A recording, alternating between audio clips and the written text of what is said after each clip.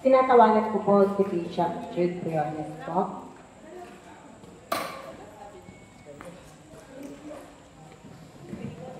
Sakto po yung tema.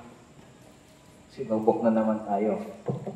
Yung voltahe ng kuryente, mababa, hindi kinaya. Pero, nagpadayon tayo. Amen? Amen. Talagang mula po nung naibigay, talagang sumusubok po. Nasusubok po tayo. Pero salamat sa Panginoon, yung message kanina, napakaganda po. Na talagang Kung tayo po ay magpapatuloy, bibigay ng Panginoon yung tagumpay. Kaya kung hindi tayo nagpatuloy kanina, dahil mahina yung supply ng kuryente, yung voltahe, hindi natin nakamtan ang tagumpay sa gabi pong ito. Palakpakan nga po natin ang Panginoon. Nilig ko po yung ating admin, Pastora Lota Cuadro, yung ating assistant pastor dito po sa Sabit. Tayo po ay magbibigay ng mga certificate. Una ang magbasa.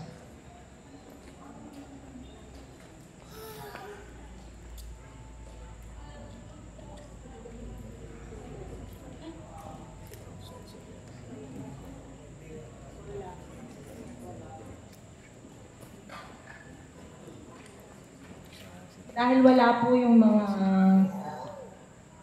wala na po si Cap, saka wala naman po dito yung ibang, i-announce ko na lang po yung mga, may mabubuting puso na tumulong po sa amin.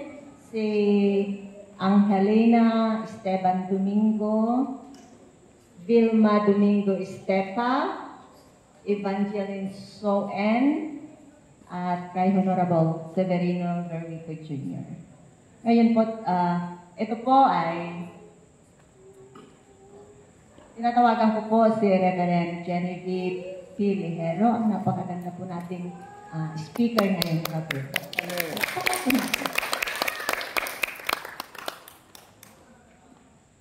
Ito po, ang nakasulat po dito ay City of God Mission Ministry Incorporated, sabi Kuya po Nueva Ecija, Philippines, Certificate of Recognition. This certificate is proudly presented to Reverend Genevieve P.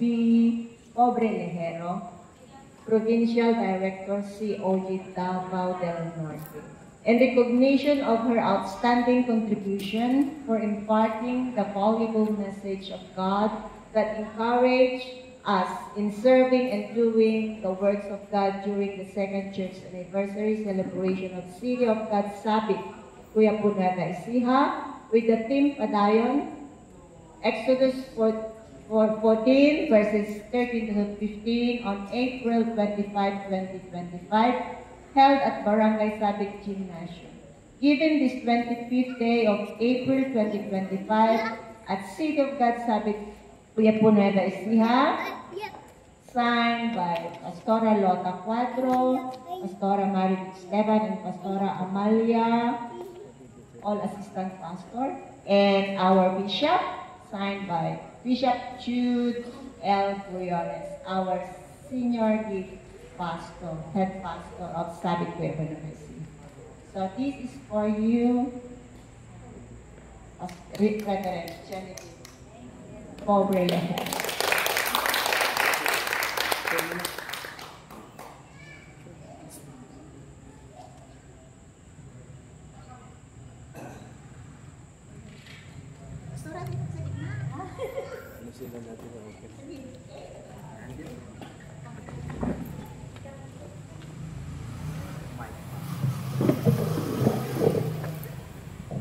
closer po.